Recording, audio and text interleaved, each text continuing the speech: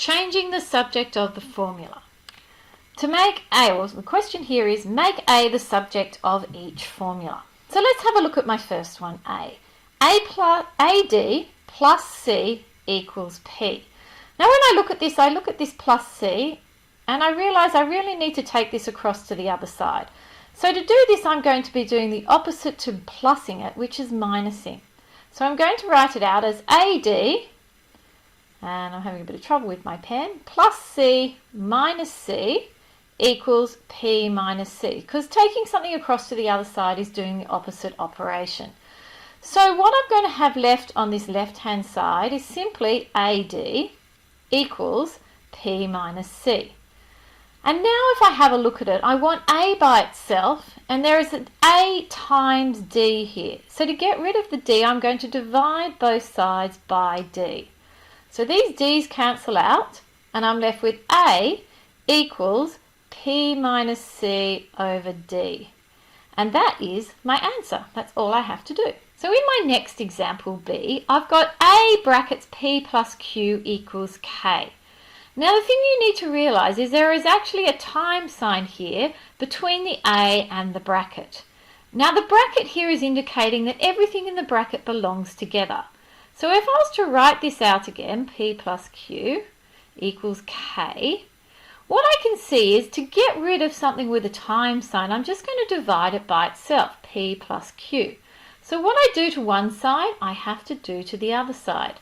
So now these things in brackets all cancel each other out, and I could put this one in brackets if I wanted to.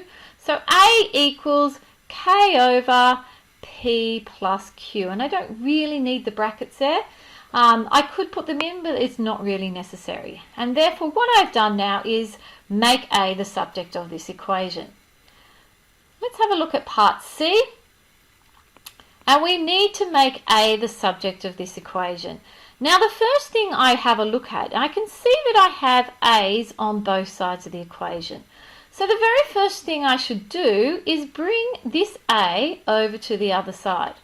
So I've got 5A, and I'm going to subtract the 2A, and minus M equals, and on this side I had 2A, and I'm taking away 2A, because what I do to one side of the equation I have to do to the other, plus 3N.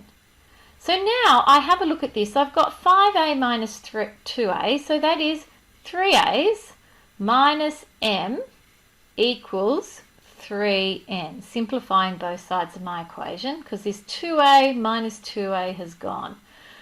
Now I can see I've got this take away M, and so the opposite of take away M will be to add M. So I'm going to add an M now to both sides. And so what I'm going to have left is 3A equals 3N plus M. And taking a look at this side now, I can see I've got 3 times A, and we know when we've got a times we're going to do a divide. So we're going to divide the whole of the other side by the 3. I'll just get that back. And so now I'm left with, these A's cancel each other out, so I've got A equals 3N plus M over 3. Now please don't try and make the mistake of cancelling these ones. This 3 and this 3 cannot cancel each other. This is the whole thing, 3N plus M is divided by 3. So my final answer is A equals 3N plus M all over 3. Thanks a lot for watching.